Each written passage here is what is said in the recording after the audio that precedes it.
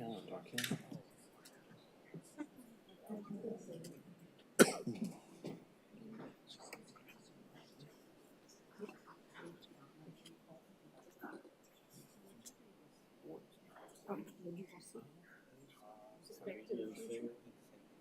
Oh, the woman?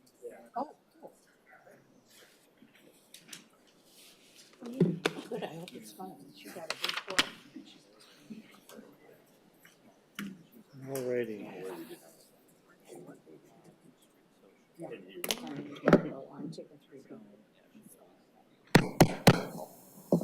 Good evening, everyone. It is 6 o'clock on January 6th, 2026, and this is the regular meeting of the Township Board of the Charter Township of Meridian, which we will call to order. Our first item on the agenda is the Pledge of Allegiance. Will all those who are able please rise and join us for the pledge? I pledge allegiance to the flag of the United States of America and to the republic for which it stands, one nation, under God, indivisible, with liberty and justice for all.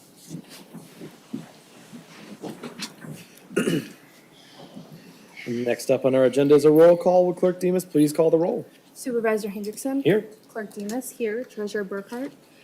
Trustee Lentz. Here. Trustee Sumlin. Here. Trustee Trezise. Here. Trustee Wilson. Here. 6 board members present. Thank you very much.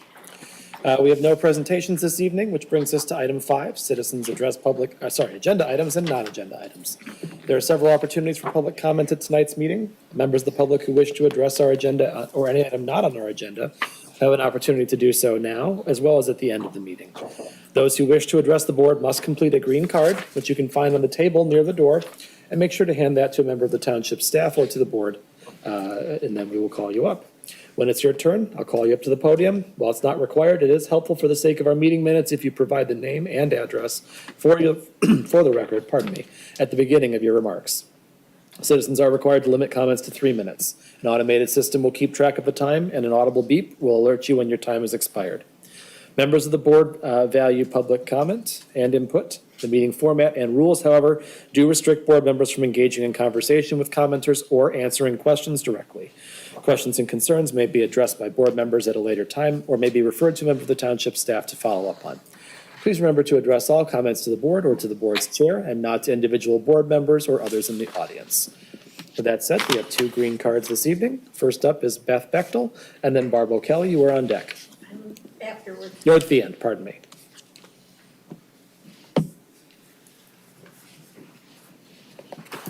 Beth Bechtel, Hazlet, Michigan. Dear Meridian Township Board members, I respectfully ask that the board and staff be fiscally responsible.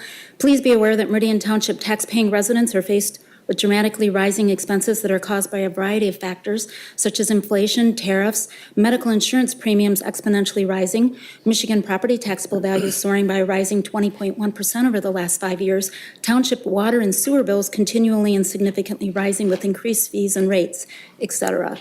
So in the Meridian Township Board meeting packet for Tuesday, December 16, 2025, Township tax-paying residents find it surprising to see on page 42 in the invoice report showing about $4,500 expenses for a holiday employees party that benefits only the staff employees who attended. These luxury party expenses have also happened in prior year 2024, with about $2,000 at go-karting entertainment plus other expenses in December 2024, along with about $1,600 at go-karting entertainment listed in April 2025, plus ongoing local restaurants, local donut shops, etc. expenses listed throughout the year 2025 as well. These type of employee luxury expenses are more appropriate in the private sector, paid from companies' profits versus the public sector paid from hardworking tax-paying residents.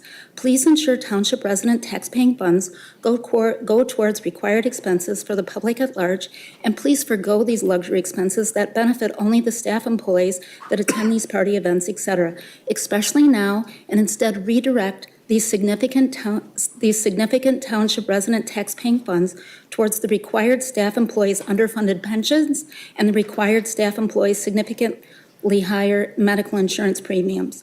Some questions to be asked going forward to ensure fiscal responsibility are as follows. Number 1, for celebratory parties, such as holiday employee parties, Can staff employees please celebrate together with departmental potlucks, with staff employees bringing in a dish to pass to gather together on-site in township buildings? And number 2, can staff employees please avoid using township resident tax-paying funds for staff entertainment activities? Even though Meridian Township revenues continue to significantly rise from rising property taxable values, please be cognizant that Meridian Township is funded by hardworking tax-paying residents. When township tax-paying residents are financially challenged in today's world, the board and staff's actions need to be reflective of the current harsh economic reality and be congruent with the township tax-paying residents that fund them and that they serve. Thank you. Thank you very much. I don't have any other green cards for this public comment period. Anyone else wishing to address the board at this time? Seeing none, public comment is closed at 6:05 PM. Next on our agenda is item 6, the Township Manager Report. Manager Dempsey. Yes, thank you Supervisor, and good evening, board members, and Happy New Year to everyone. Looking forward to a productive 2026. For those who aren't aware, particularly maybe members of the public that have been following this project, the Continental Authentics project obviously is not on tonight's agenda. We're expecting it to likely be on the January 20th agenda. However, we probably won't know for sure for a while yet, a week or so. So we just encourage anybody interested in it to check the online agendas on Friday afternoons when they get published. That's a good way to see whether or not that'll be on. So, but we'll keep people up to date as we learn more from the proposed developer. We've had an interesting stretch of weather lately. Obviously, we've gone from winter to spring and back again. And just encourage and remind everybody to keep their storm drains clear, whether they're curb and gutter or ditch roads, particularly when they see water ponding, if that's something they can easily do. We appreciate that because it keeps our streets free of ponding and icing over as things get colder again. Reminder as well that the December winter tax bills, December 2025 tax bills have been out. Those are due on Tuesday, February 17th. Any payments beyond that do get a 3% penalty. We on occasion do have people who forget or, run into issues. We just encourage people to try to get it in as soon as possible to avoid that so they don't have to pay that penalty. We are sort of limited by state statute in terms of that penalty, so we don't have a lot of flexibility there. Again, just encourage people to pay on a timely basis. And then a couple event-related activities. The Harris Nature Center has some events coming up. This Friday is at 5:30 PM at Harris is the Sensory Friendly Night. So these are for any individuals who have sensory processing needs and they'd like to attend an event there and might not otherwise be able to go. It's a good opportunity to go over to Harris. And then January 15th, also at Harris at 10 a.m. is the Chipmunk Story Time. So some good fun family events here in the township. And more details are always on the township's website. And then the last one is just another reminder that on Monday, January 19th, township offices will be closed for the Martin Luther King Jr. holiday. We'll have a resolution honoring the legacy of Dr. King at the board meeting on January 20th. With that, all good unless there's any questions from the board members. Board members, any questions for Manager Dempsey?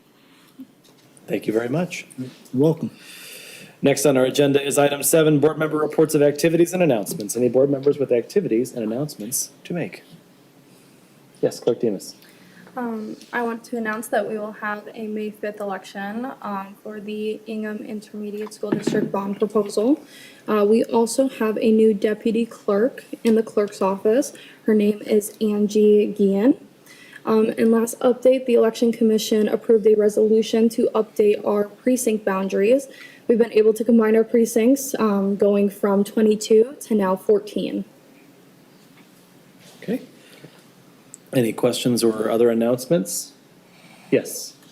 I wanted to, in the spirit of the time of New Year's resolutions and things like that, encourage anyone who is interested, as I know some of our residents are, in being involved in the parks more this year, to join Emma Campbell's Meridian Conservation Corps.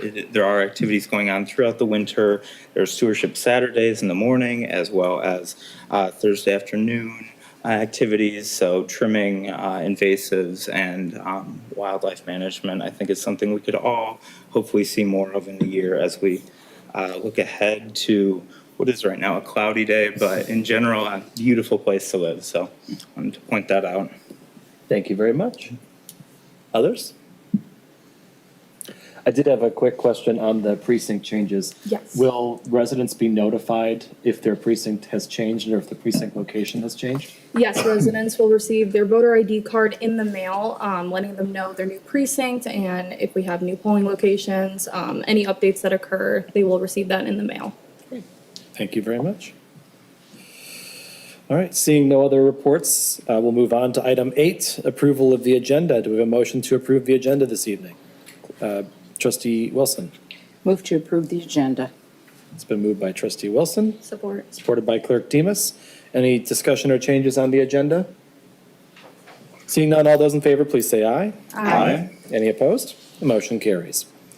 Next on our agenda is item 9, a consent agenda. We have a full consent agenda this evening, which consists of communications with the Township Board, 2 sets of minutes, one from our December 16th regular meeting, and then you should have a manila folder in front of you with minutes from the 16th closed session. We have the bills, the 2026 MDOT right-of-way permit, setting a public hearing for the termination of the Village of Okemos BRA plan as it exists today, a contract with All City Management Services for crossing guards, an appointment to our Planning Commission, an appointment to our Board of Review, contract award for the Parks and Rec 5-year master plan RFP update, and the 2026 emergency support operations plan from Chief Hamill. We have a motion on the consent agenda this evening. Trustee Trezise. I move to approve and ratify the minutes of the regular meeting of December 16 and closed session of December 16, 2025 as submitted, and to approve the balance of the consent agenda as proposed. Okay. Any discussion on, oh, sorry, do we have a second? Support. Trustee Lentz supported. Any discussion on the consent agenda? I have 2 questions on the items that were before us. The first was in relation to item 9F, the contract with All City Management Services. Manager Dempsey, was this something that we already had included in our budget? Yes, that is correct. This was integrated into the 2026 budget, so we removed expense items from the salaries for crossing guards and put that into external expenses for this agreement, anticipating that we would be proceeding with it in 2026. So it is in the approved and adopted budget. Okay. And then the second question I had was relating to the Parks and Rec RFP contract. Is this general fund money or is this Parks millage money that we're helping to allocate here for this? Yeah, I think Director Director Wazinski is Wazinski, here. yeah. Unless Manager Dempsey wanted to, so it would be Parks Millage money. Okay, Yep. terrific. Thank you very much. That's all I had. Any other discussion on the consent agenda this evening? Seeing none, Clerk Demas, will you please call the roll? Clerk Demas, yes. Trustee Lentz. Yes. Trustee Sunland. Yes. Trustee Trezise. Yes. Trustee Wilson. Yes. Supervisor Hendrickson. Yes. Motion carries 6-0. Thank you very much. Board members, if you would, please send your manila folders down to the clerk so we can hang on to those.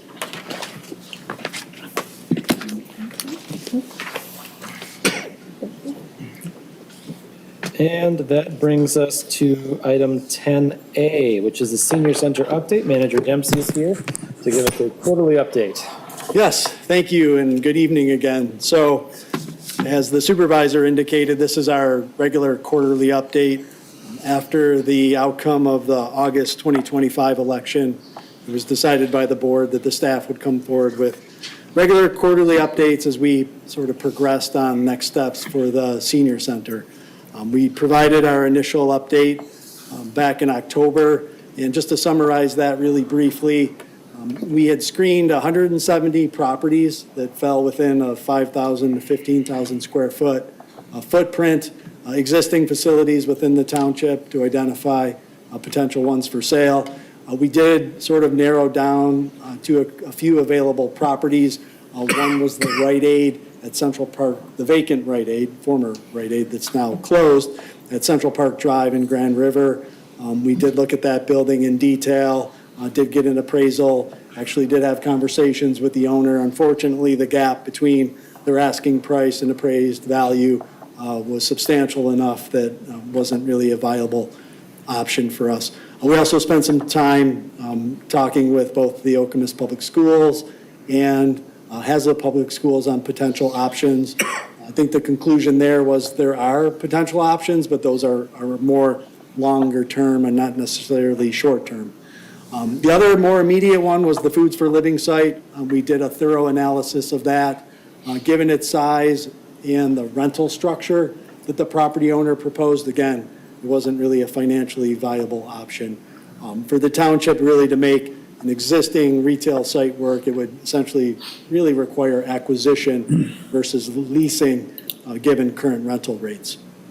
And then the last one that we discussed at that time, and really the one that's sort of the only potentially still viable option, at least today, for existing structures, would be the Nokomis Cultural Center.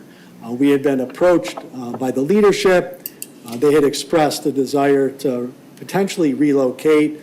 They were looking at a potential site that was a possible opportunity for them. It's my understanding that that opportunity is no longer available. It was sort of a very narrow window for them to do that. So at this stage, we've had some ongoing conversations about them, about what a lease buyout would be. So again, to rewind the tape a little bit, that property is owned by the township, the land, and the building is also owned by the township. I think there was some misunderstanding at one point with the cultural center's leadership about whether or not the lease had been restructured at any point. It has not. The lease is still in place, so they do have a leasehold agreement that's fairly lengthy. It's 99 years. There's still 60-plus years on that lease, so it's a fairly lengthy lease. The township could certainly look at the option of buying that lease out if, again, they have a viable alternative for relocation. They've been longtime partners with the township. The township obviously is responsible for them being here on our campus, and we want to respect that heritage. So I think any work with the cultural center has to be very careful, has to be well thought out to ensure their ongoing success. So I think that's first and foremost in the minds, at least of staff, as we continue to work with them. The other aspect of that site is that building itself, a little bit undersized for sort of the ideal of maybe a 9,000 to 12,000 square foot facility. That building itself is under 4,000, but there is the potential to add on and to add additional space. Where we stand today is sort of caught a little bit in a way between a rock and a hard place, at least with respect to the state grant funding that we have to execute this project. I think there's potential for us to look at ongoing efforts to acquire the leasehold buyout, to terminate that lease or set up some arrangement utilizing state funding. The bigger challenge is sort of looking at that expansion process. Working with our design teams that we've worked with, both Progressive, as well as the team Hobbs and Black that we worked with on the potential dorm expansion for the fire station. When you look at a project of this scope, it was interesting, the schedule that had been put together initially would have been issuing RFPs for construction back in October to complete it by the end of September of this year. So not only would we be 3 months behind that timeline, we'd be another couple months of even getting the designs put together to issue those RFPs. So the timeline for a project of this nature is challenging, and I think we have to think creatively about is there a way to work with the state around those grant dollars to try to either extend it in some creative way or find an avenue to utilize those funds for other activities that would then allow us to leverage our own dollars going forward. So at this point, we're going to continue to pursue that to see what options we can sort of work out with Nokomis. Barring some other site sort of falling in our laps in the short term, that's going to be our sort of ongoing focus, at least here over the next 30, 60 days to see what we can do. We obviously want to do everything we can to preserve the state grant funding, and we want to do everything we can to ensure that the senior center, is going to have an operating facility come mid-2028, because again, that's the timeline that we're working with. May of 2028 is when they're expected to vacate the current Chippewa Middle School facility that they're currently utilizing. So I'll pause right there. Again, it's a lot of review with some new information, but certainly opening it up to questions that the board may have. Board members, any questions? Trustee Lentz? Sorry, I thought Mr. Trezise was speaking. Thank you for the report. I'm curious, and maybe Director Wazinski would be better to answer this because of her relationship with Nokomis, but with their opportunity that they were looking at being closed, is it a now shut case where they do want to stay in Nokomis, or are they looking at other avenues that they have expressed to us about? Yeah, sure. Manager, what? Yeah. Okay. Manager Dempsey. Yeah, I can, okay. So they've expressed to us, I think they have a vision for how they want to continue to evolve their programming over time.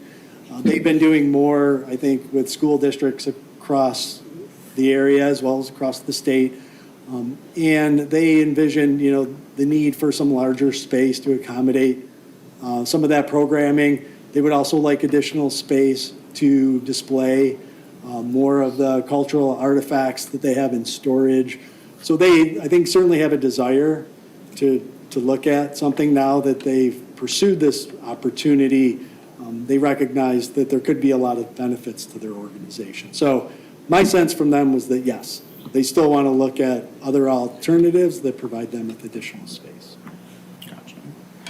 And I guess following on that, if we were to find a solution that works for them to maybe find a new space and turn that into a facility, even if it is at the reduced size, have we heard any work from the state yet on the use of those funds towards that? I know that at one point there was a discussion about somewhat novel, like buying out the lease. Have we heard back on if that is nipped in the bud or conversation? Not final confirmation. I think we're still waiting to see how we would structure that. And the key issue is the timing, because the initial plan would have been a little bit cleaner where we could have bought out the lease immediately and then taken possession within a matter of months.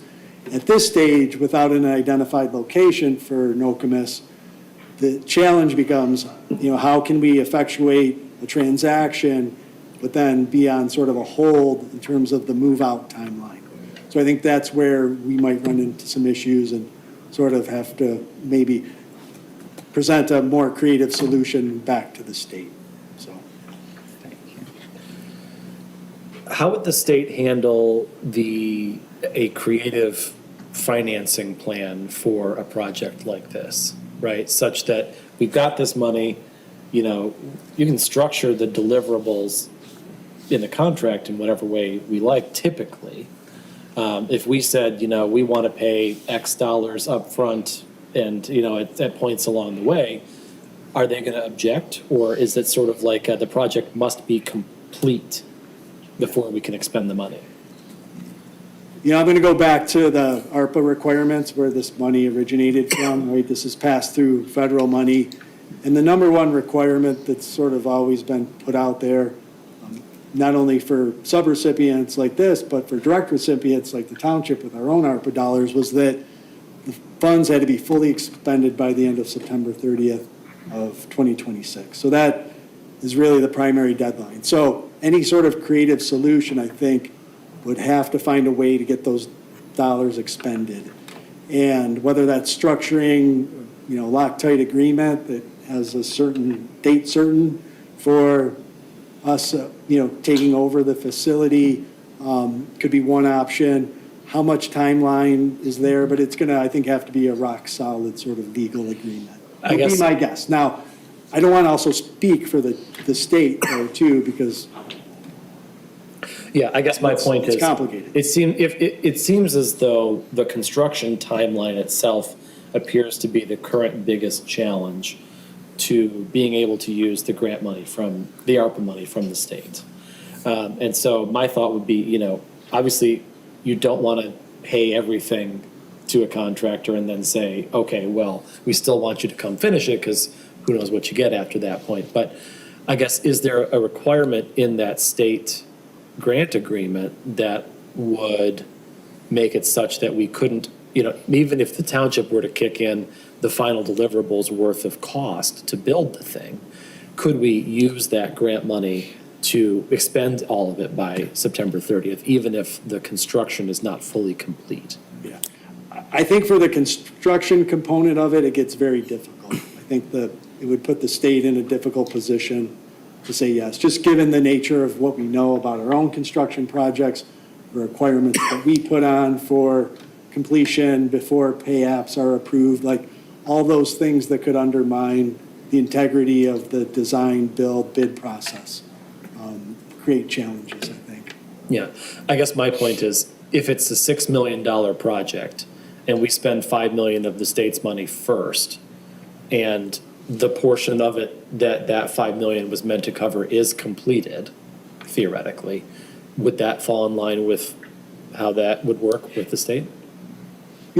Potentially, but I think the bigger issue then there is just the overall timeline. Can you do it? Yeah, Right? I get you. What can you get designed? What can you get bid? And what can you even get started, right? And are they willing to pay for a partial construction start? Maybe they're willing to pay for the design process and the detailed construction drawings, but beyond that, it might get, gets more complicated. Thank you. You're welcome. Other questions?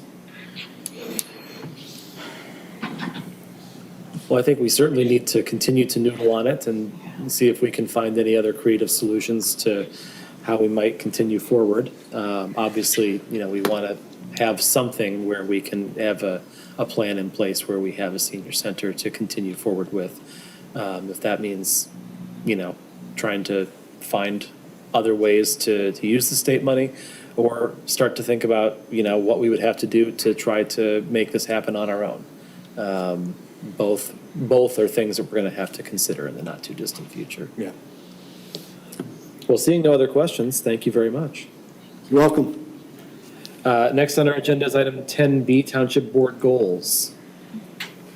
Yes, so the Township Board goals that were adopted for 2026, as you all know, we did a different process than in recent years.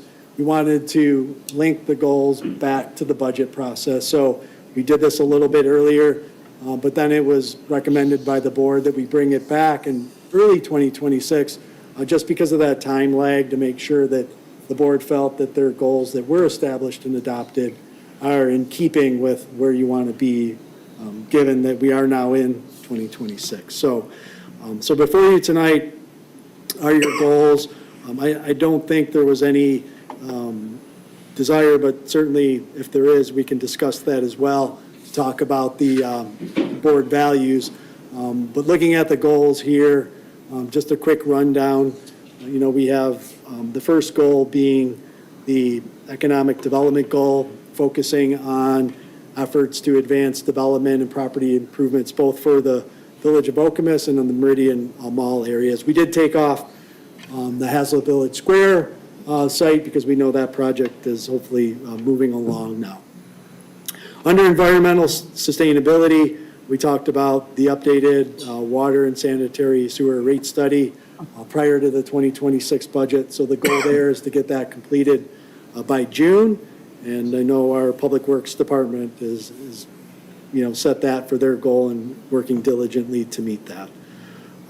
The Community and Senior Center, of course, we just finished discussing. We do know now, of course, that we're focused on the senior-only center, given the outcome of the August election. On the communication side, we're focusing on that digital accessibility plan to meet the ADA requirements and integrating that, particularly into our new website update, which will be coming out soon. And then for financial planning purposes, doing the township's first 5-year financial forecast to help not only inform the 27 budget, but to start to look forward. As we talked about for the 26 budget, a lot of uncertain issues, a lot of things that are challenges ahead. Healthcare being a primary one, but certainly cost increases and revenue challenges, state revenue sharing in particular, being another issue that we want to really sort of think about what that looks like over the next few years so we can plan ahead and do a better job of overall strategy. So that's your sort of brief overview on where we stand with the initial township goals. So please let me know if we have any desire to alter, change, add, or otherwise revise. Thank you very much. Clerk Demas? Yeah, because we know the August 5th election results from 2025, I would suggest that we amend the board goal to solely focus on the senior center and reflect that language. Makes sense. Board members, do we agree with that? Seems like a pretty common sense change. Yeah. Maybe we could strike everything up to or and then capitalize proceed. Proceed with developing an alternative plan for a senior center only project. And then we'll strike the title to just say senior center instead of community and senior center. Yeah. That sound right to you? Zeno? That works. I just don't want to be misleading to the Yep. residents. Yep. Trustee Trezise? I think the remaining board goals for 2026 remain valid and important to follow through on. I see no reason to amend those. Okay. Trustee Wilson and then I trustee Lenz. struggle with Village of Okemos because, It's still a goal. yeah, it could be a long goal, exactly. I don't know whether we can expect anything to happen in 2026. So to that end, if I may, the focus that staff is placing on it right now, of course, is sort of infrastructure first. And we are, the DDA did hire a consultant to work through the federal build grant. So we are going to be pursuing, substantial dollars to get that intersection of Hamilton and Okemos reconstructed. So I think that project could be really important to any developer, whether the existing developer wants to come back with a revised plan or they eventually convey it to a new developer. I think that takes a lot of the unknowns off the table.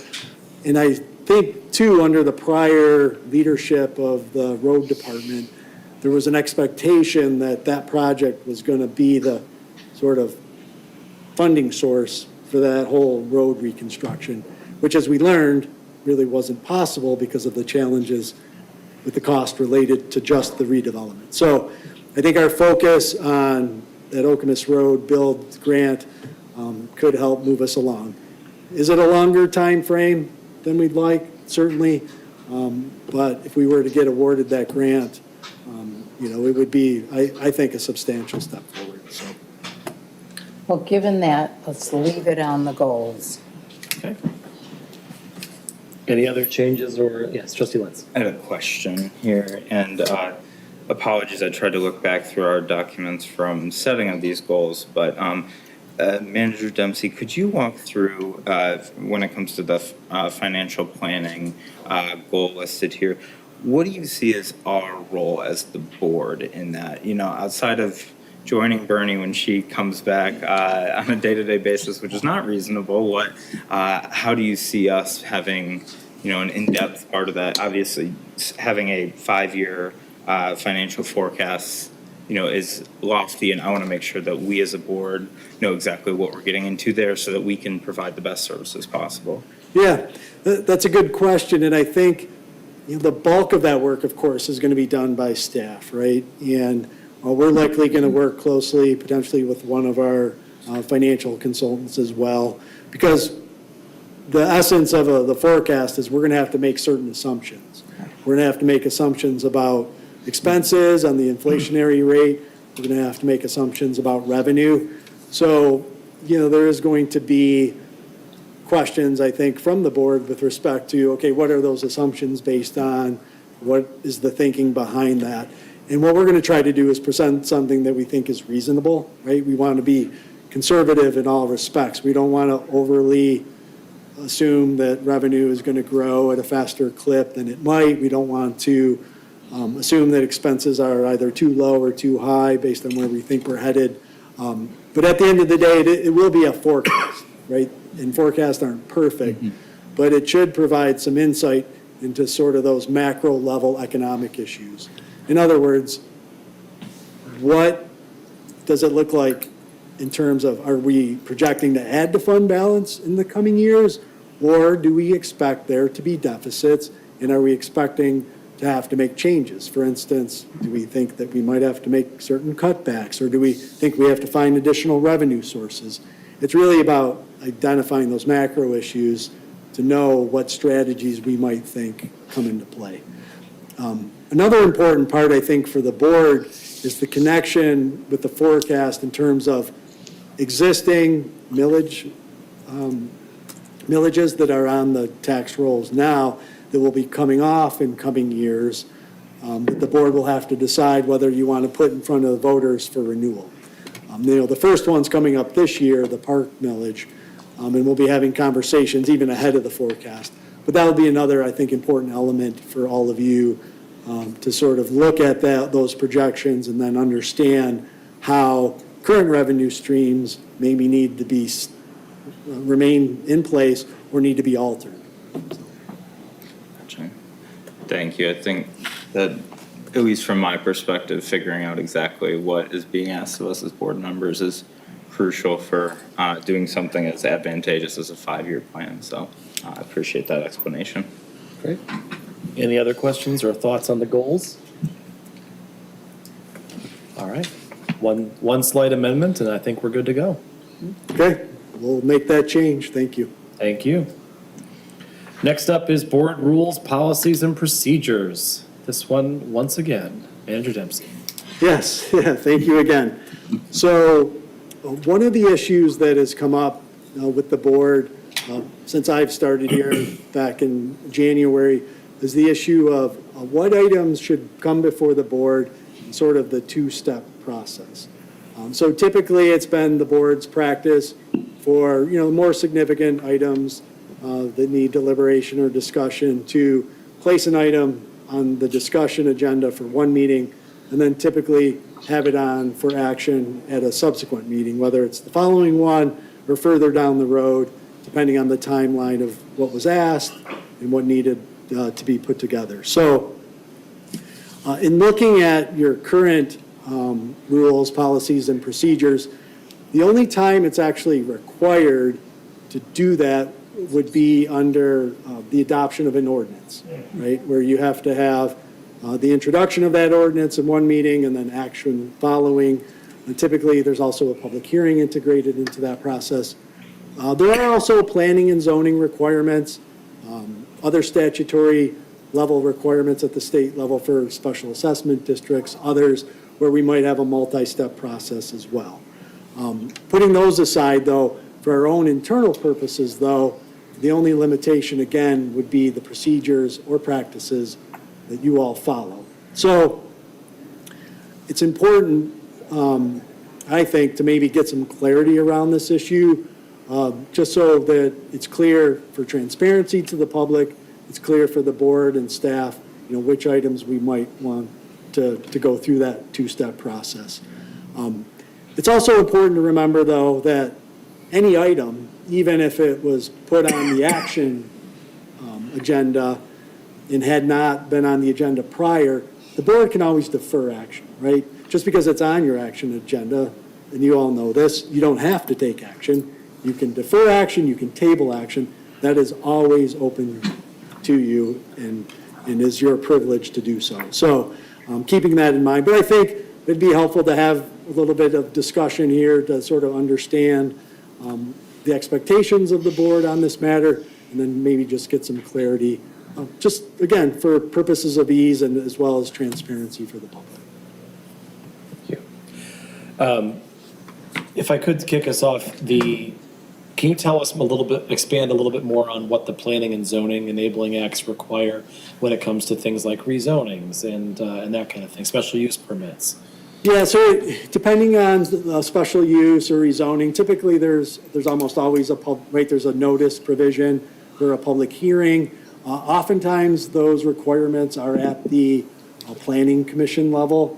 However, you do have requirements where special use permits, right, 25,000 square feet or larger developments do come to the board. Typically, a lot of those statutory requirements are met at the planning commission level, but we often sort of mimic those, as we did with the Authentics proposal. We didn't have to, but typically we'll do that, again, just for the benefit of transparency and for the public. So a lot of times, the planning and zoning issues, those boxes might be checked from a statutory standpoint. It just depends on the nature of the project. Okay, thank you. So board members, this would be, it could be a change in our typical procedure, what we've done thus far, if we choose to restrict our rules such that we are only looking at those statutory obligations in terms of the two-step board meeting process. I personally would argue that I think it's beneficial for development projects, for SUPs and rezonings, that we continue that practice. But certainly, I think smaller things like, you know, an RFP award or something like that, that could go just on an action agenda would be more beneficial for the expediency of the meeting. And we've started to do some of that with our consent agenda as well in recent years. But I'm interested to hear more from everyone else too about what you think about, you know, how we handle that. Yes. I do like the two-step process in most cases. But I do agree that it can get burdensome. And I think what we might focus in on, and it's not in our rules now, is the type of items that can be placed on the consent agenda that would not require the two-step process. I agree with you. Special use permits, ordinances, obviously, some of those things, which will have an impact to significant numbers of our residents. The two-step procedure makes sense to me. For those that are less all-encompassing, for lack of a better word, I could see putting those on the consent agenda or putting it on for a discussion and action the same night if it does justify the discussion but doesn't require a two-step process. Mm-hmm. So some sort of definition. I think it's not so much for us as it is to the manager and the preparation of the agenda as to what goes where. And our rules are a little bit lax in identifying those things. Mm-hmm. Trustee Wilson? We've had several occasions recently in which we have suspended the rules to take action, and that creates an anomaly that I think is not really as transparent as it should be, because we are taking action on it.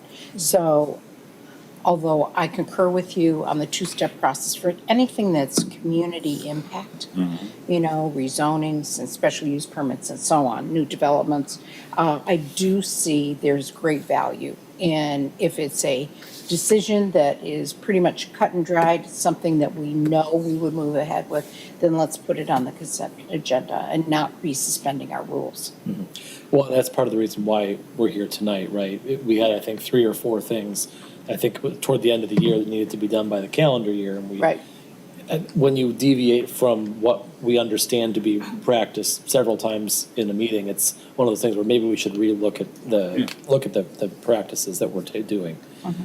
Yes, Clerk Davis. Yeah, I would agree. I think these restrictions may not be beneficial to us, and certainly does not look the best when we keep suspending our rules.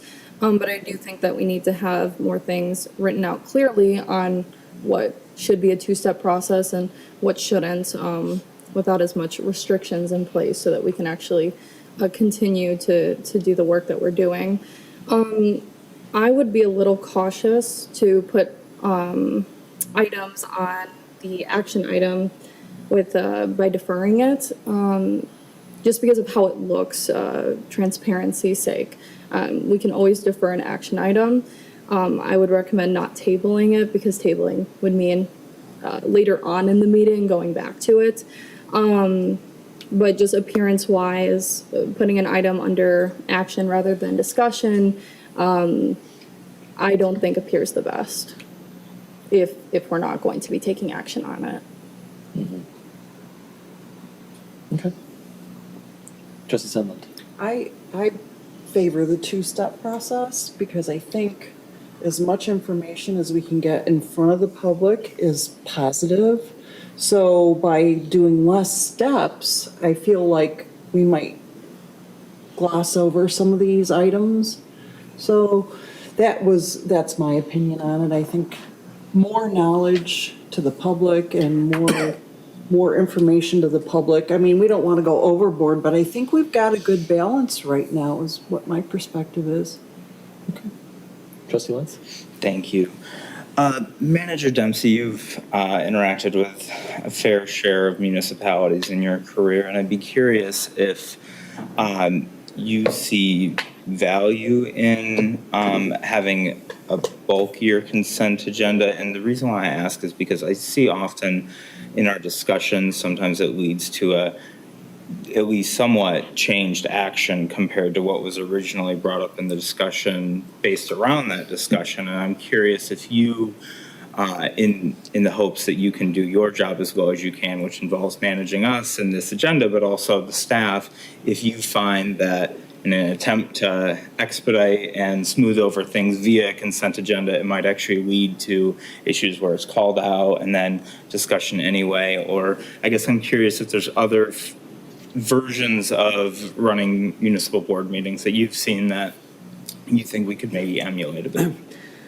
Well, with regard to the consent agenda approach, it's very common. Almost every elected body that I've been involved with has utilized that tool, right? Just because there are a lot of things, speaking to a lot of the contracts that you approve, right?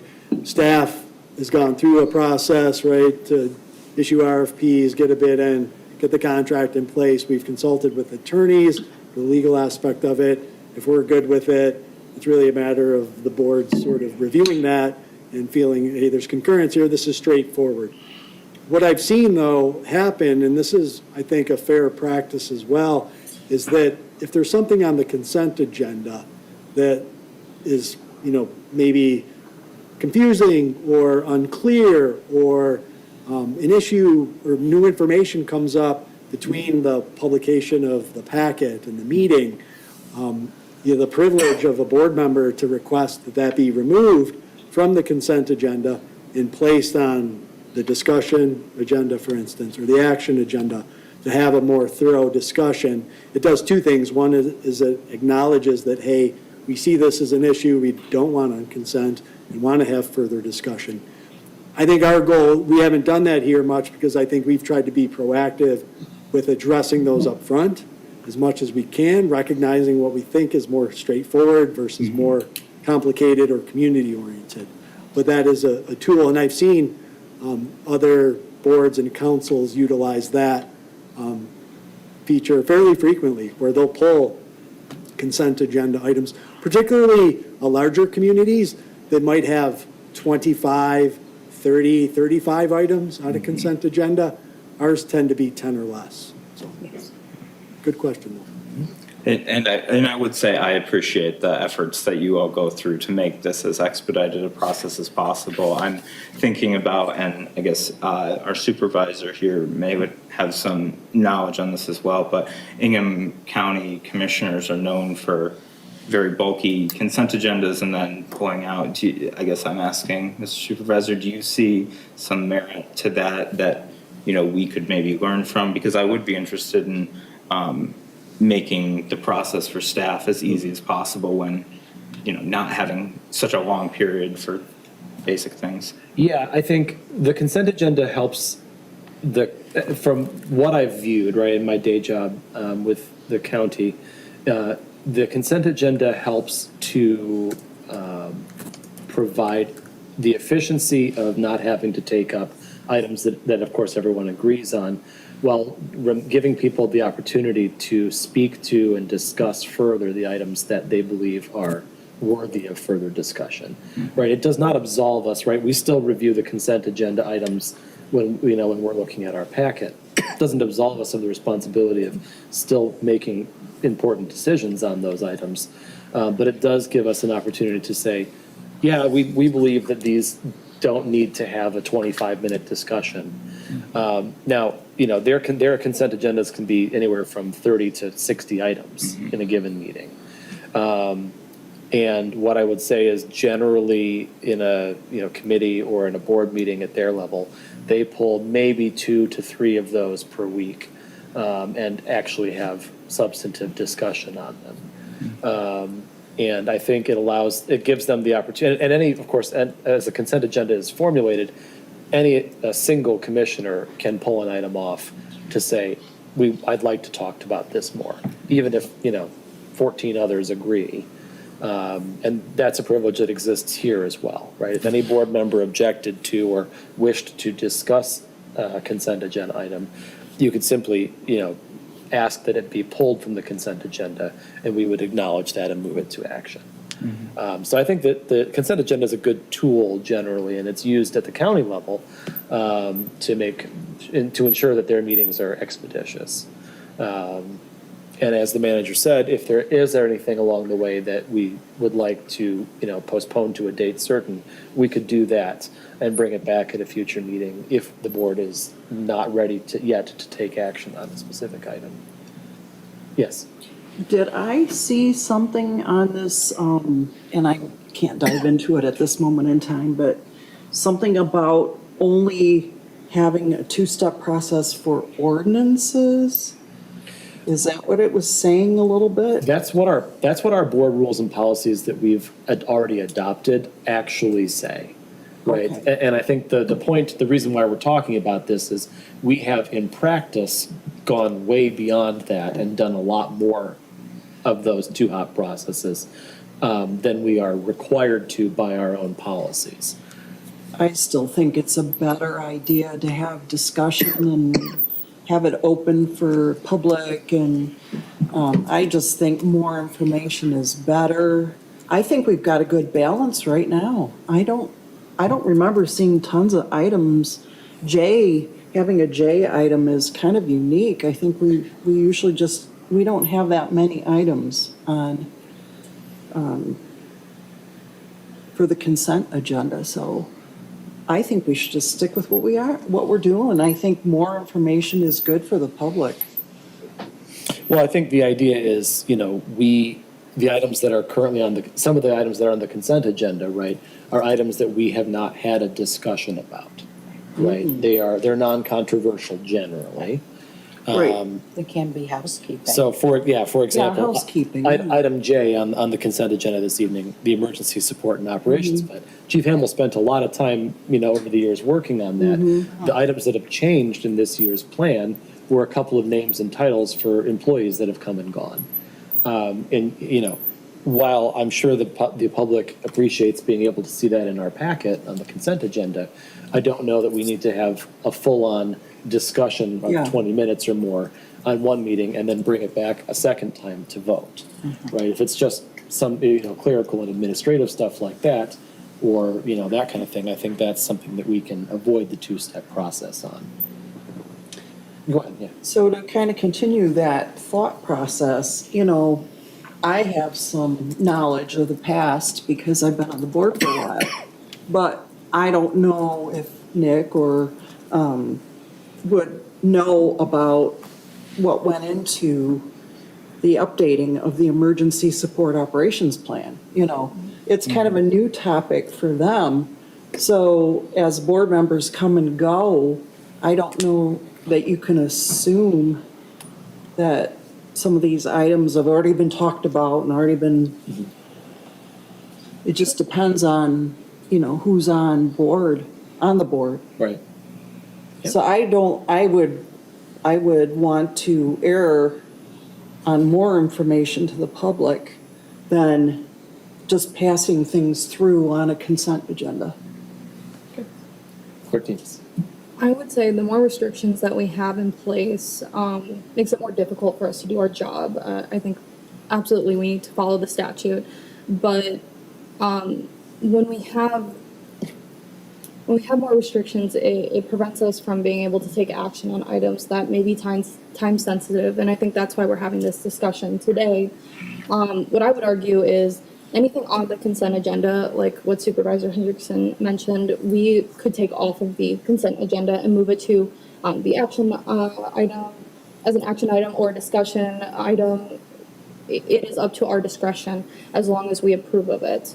The same can be said with the approval of the agenda. If we see a board discussion item or an action item that we believe doesn't warrant discussion, it would be odd for us, but we could mention that and vote to put that on the consent agenda or move an item to a discussion item instead. That is within our abilities, to my understanding. And that's beneficial for us, so progress can be made. Trustee Wilson. And I'd like to point out that we have to do our homework. Because if you study your packet, all of the information that is pertinent for our consent items is outlined in detail. It's outlined and it has a discussion as to the reasoning why. So it's up to us to be reading our packets and looking at that detail. So we're aware, for instance, that the emergency support operations plan only had, it was clear in our packets, only had name changes and title changes. But I still believe that the more information that we're getting out there in the form of a meeting and we're televised, the more information we're getting out there and knowledge on the township, I think is beneficial for everybody, for all the citizens as well. So if we're just kind of, well, it just depends on what we want to put on a consent agenda, like the minutes and the bills and some of the right-of-way, things that were on this consent agenda seemed logical, but I do not want to vote for putting less information. They were talking about a two-step process in this versus like a one-step process, or I don't know what that is, but I think the more information we give the public, the more, because we certainly can, we have agendas, we read the agendas, but as part of the discussion, we're presenting to the public and we're discussing, I just think more knowledge is power. Sure. Instead of just going, oh, well, the only ones that need to know about it is us, and therefore we're just going to pass it on. And I'm not saying that. That's kind of being too ridiculous, but I'm just providing a little bit of an example. I think more knowledge and discussion to the public is better. Yeah, overall, I agree with the sentiment that you're conveying there, right? We don't want to shortchange the public for things that they should and need to know about. That's just why I'm suggesting we continue on with the two-step process, especially for those items that are relevant to neighborhoods and communities and that kind of thing. The rezonings, the development projects, the things where they're going to have direct and significant impact. Maybe there are a handful of residents who do care that we're changing from assistant chief to I don't remember exactly which one it is, if I'm being honest, but we've made a title change in the fire department. I don't think the public is going to spend a whole lot of thought capital on that necessarily, which is why I was suggesting that could go on a consent agenda and not be particularly controversial. But I guess are there any changes, given that where our policy is today? Are there any changes that we'd like to ask for from what we have in our policy manual, or are we relatively happy with where it's at, given the discussion we've had? Yes, Trustee Trezise. I'm relatively happy with the way it's been operating and the procedures we followed.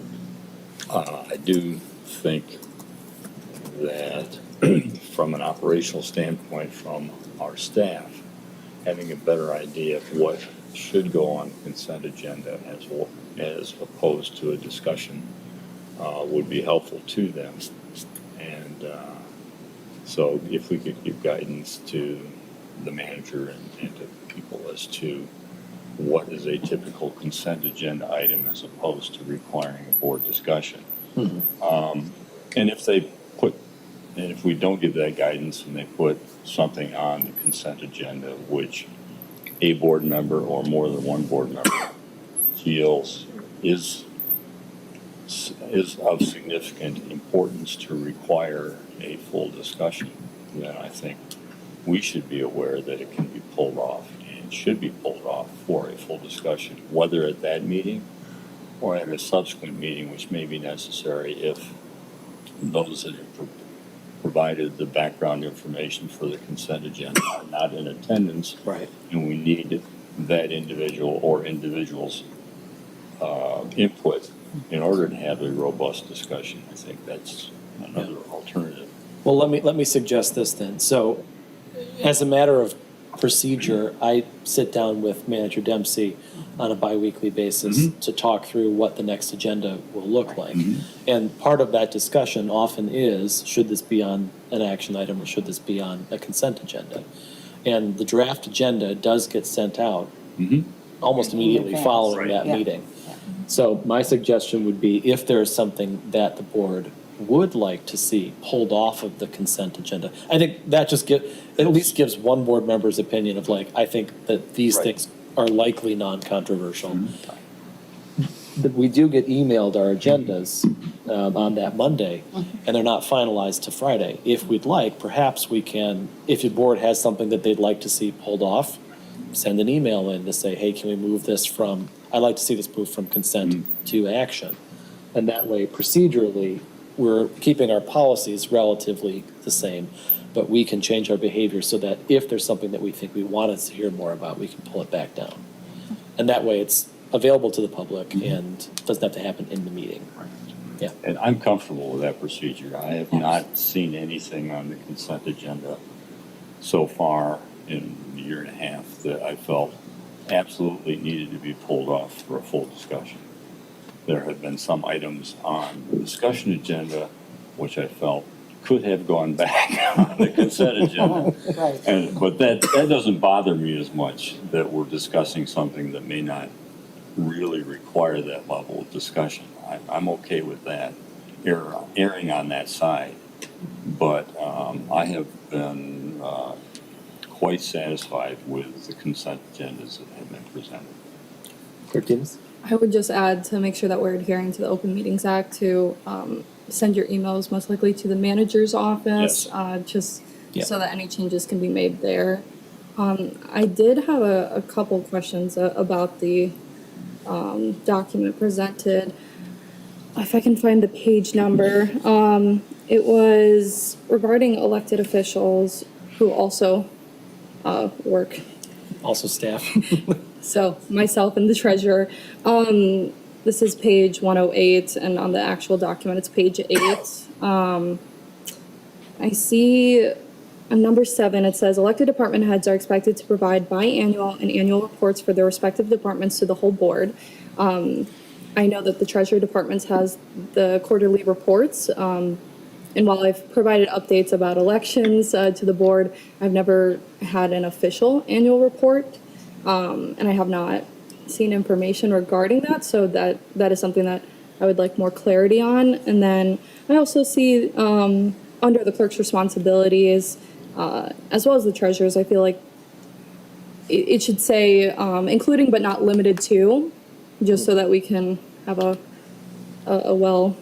Sure. Yes, and it also says that secretary to the Township Board and Zoning Board of Appeals. I understand that that is the case for the Township Board, but there could be a conflict of interest to be secretary for another board or commission. So I've not attended those meetings, and I'm not quite sure what that would mean in this context. Is that a statutory requirement that the clerk take minutes of the Zoning Board of Appeals? you're putting me on the spot for my ZBA statutory requirements. Get you looking deep back. into ZBA law. Yeah, it may be one of those ones where it is, but that can be deferred, it can be assigned to Delegated. somebody else, Yeah. if I recall, which we have often done, right? So, Yeah. but we can, yeah, on the annual report aspect, I think our overall annual report that we present, which includes, of course, the clerk's office and the treasurer's office, essentially fulfills that obligation, Yeah. so. Yeah, well, and, because, yeah, you participate in the one that we get in the beginning of the year, and then also we often get one in June or July, so. Mid-year.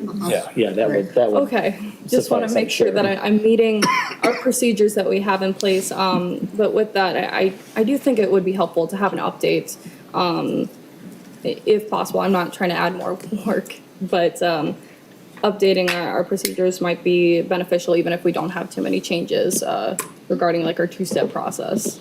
Do you think we can get a short Yes, amendment to that? Yeah, I think so. I think we can get some clarity around And I the think consent process and the two-step, and then any- expanding the two-step to include the SUPs and zoning decisions, that kind yeah, of thing. to note that those are, driven by statutory requirements. And then we'll make sure we want to promulgate this out to the staff too, so that they're aware, so when they're pitching agenda items to put on the agenda, that they're going in the appropriate place. Absolutely. Well, thank you all. That We'll was do a much more robust discussion than I had hoped for. Thank Yeah. you, and thank you for the clarity on, what happens at the county, and thank you, Tim, for the clarity on other governing boards. Always interested to see how others are going about their Tuesday evening meetings. Yeah. All right. Thank you very much. Next on our agenda is item 11, comments from the public. We have one green card this evening from Barbara O'Kelly. Hello again, Barbara O'Kelly on Wood Hill Drive in Okemos.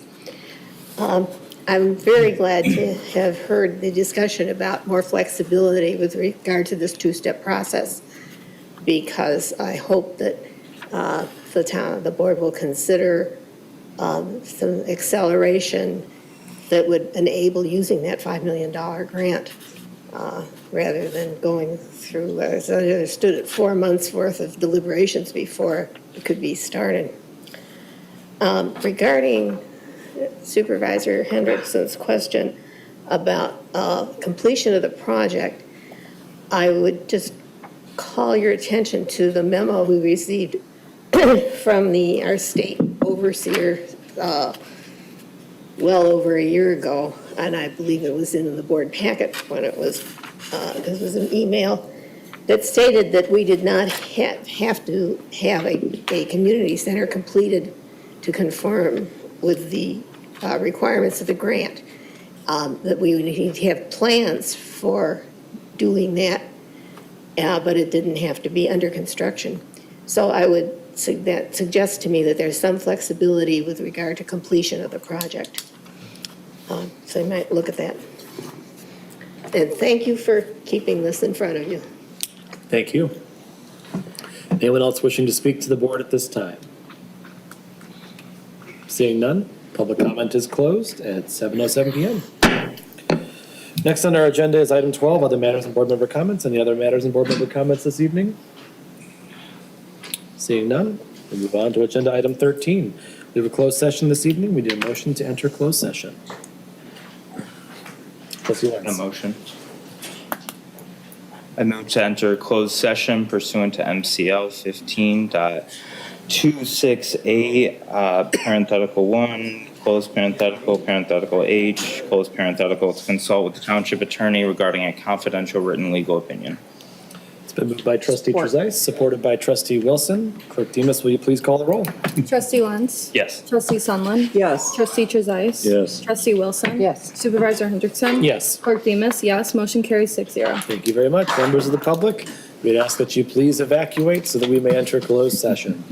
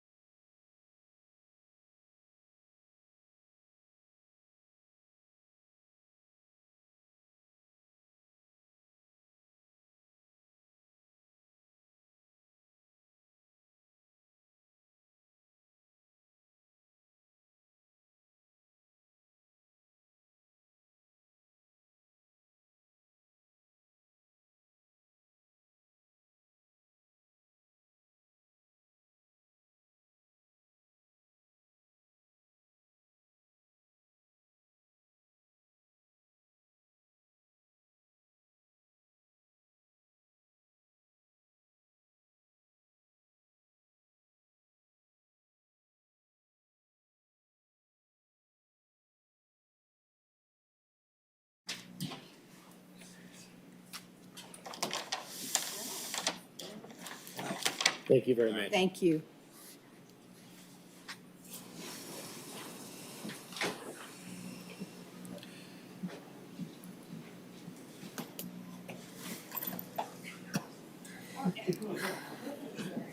All right, I see green lights.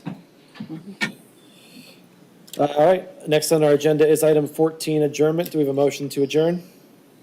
Did you open? I'm sorry, we re-enter open session at 9:25 PM. Item 14 on our agenda is adjournment. Do we have a motion to adjourn? So moved. Moved by trustee Wilson. Supported by trustee Lentz. All those in favor of adjournment, please say aye. Aye. Any opposed? Then we stand adjourned at 9:26 PM.